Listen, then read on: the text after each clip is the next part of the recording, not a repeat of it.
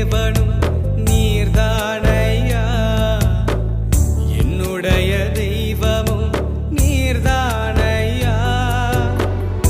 ஆபிரகாமின் தேவனும் நீர்தானையா, ஈசாக்கின் தேவனும் நீர்தானையா, யாக்கோபின் தேவனும் நீர்தானையா, என்னுடைய தெய்வமும் நீர்தானையா. என்னுடைய உழைப்பை யார் வந்து பறித்து கொண்டாலும் என் தலை உயர்த்துபவர் நீர்தானையா. என்னுடைய உழைப்பை யார் வந்து பறித்து கொண்டாலும் என் தலை உயர்த்துபவர்